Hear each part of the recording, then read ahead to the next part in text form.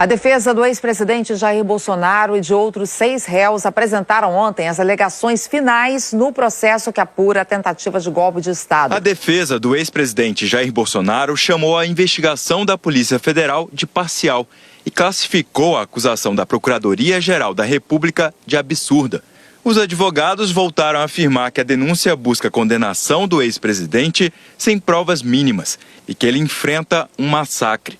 As alegações finais de Bolsonaro negam que o ex-presidente tenha liderado um golpe para permanecer no poder, já que atuou para garantir a transição de governo. A prova foi vasta e unânime no sentido de que, superando a decepção com a campanha eleitoral e sua derrota, superando sua situação de saúde e apesar dos discursos dos descontentes que tentavam lhe pressionar, o ex-presidente de pronto determinou a sucessão, dando início ao governo de transição. Os advogados disseram que não ficou comprovado que Bolsonaro alterou a chamada minuta do golpe e que não há no processo qualquer documento que abordasse a prisão do ministro Alexandre de Moraes, como apresentado pela PF e PGR.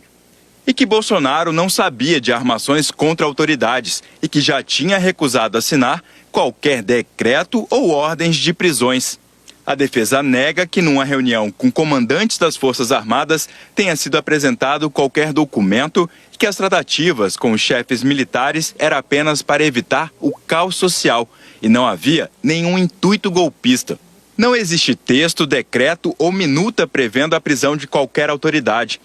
Não existe decreto assinado, não existe pedido de movimentar as tropas, nem pedido a quem possa assim fazer. Não existe prova do golpe imaginado pela acusação. A defesa sustentou ainda que não se pode conceber a tentativa de tratar como atos criminosos as falas e os discursos eleitorais sobre temas que acompanharam a carreira política de Bolsonaro e que até hoje permeiam os debates no parlamento, especialmente quando o intuito acusatório se dá mediante uma lamentável e indisfarçável tentativa de se imputar fatos expressamente rejeitados como ilícitos no curso de um processo legislativo. A PGR pediu a condenação de Bolsonaro e dos demais réus por 5 crimes: organização criminosa armada, tentativa de abolição violenta do Estado Democrático de Direito, golpe de Estado, dano qualificado e deterioração de patrimônio tombado.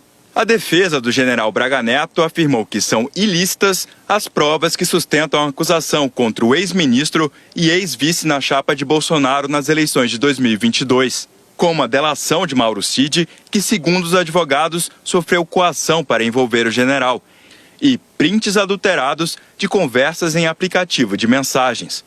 A defesa afirmou ainda que Braga Neto não tem qualquer relação com os planos que previam ações golpistas, além do monitoramento e assassinato de autoridades. Os advogados também negaram que o general tenha financiado ações golpistas, como a entrega de dinheiro em uma sacola de vinho relatada por Mauro Cid. Acreditar na tese da PGR é aceitar que o general Braga Neto financiou a tentativa de golpe mais barata de toda a história. A PGR afirmou que o encontro na casa de Braga Neto e a imaginada entrega de dinheiro estariam ligados ao debate e financiamento do plano Punhal Verde e Amarelo. Braga Neto não possui nenhuma relação com nada disso, mas ainda assim cabe registrar que tal documento sequer pode ser chamado de plano, pois não define nenhuma espécie de objetivo concreto, cita diversos alvos, Jeca, Joca, Juca, e sequer define uma ação específica: tiro, envenenamento, uso de química, artefato explosivo. O plano Punhal Verde e Amarelo era uma ação que previa o monitoramento e até o assassinato do presidente Lula, do vice Geraldo Alckmin e do ministro Alexandre de Moraes. Segundo a Polícia Federal, militares discutiram um plano na casa do general Braga Neto. A defesa do general Augusto Heleno apontou que o ex-chefe do Gabinete de Segurança Institucional não teve nenhuma ação a favor de uma ruptura institucional. Uma análise detida dos fatos narrados na denúncia revela que a conduta do general Heleno, então ministro do GSI, foi meramente acessória e periférica em relação ao núcleo organizacional, não havendo elementos que indiquem relevância causal de sua atuação para o êxito da empreitada criminosa. A defesa de Anderson Torres afirmou que a investigação não conseguiu comprovar que o ex-ministro da Justiça foi autor ou chegou a editar a chamada minuta do golpe, O documento, apreendido pela Polícia Federal na casa de Torres, previa medidas contra a ordem democrática para reverter o resultado das eleições de 2022.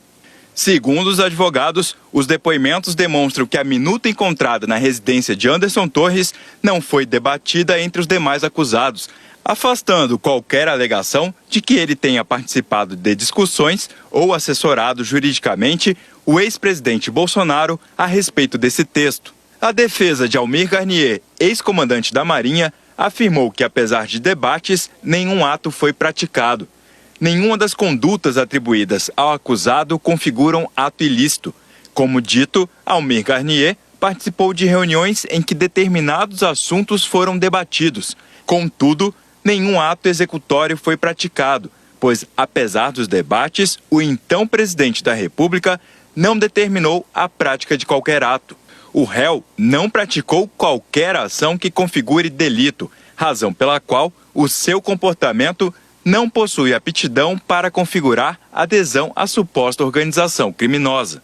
A defesa de Paulo Sérgio afirmou que ele era contra qualquer tentativa de golpe, por temer que grupos radicais levassem o presidente a assinar uma doideira e que alguma liderança militar levantasse o braço e rompesse, o que poderia acarretar uma fissura nas Forças Armadas, sendo manifestamente contrário a qualquer medida de exceção, atuando inclusive para demover o presidente da adoção de qualquer medida nesse sentido.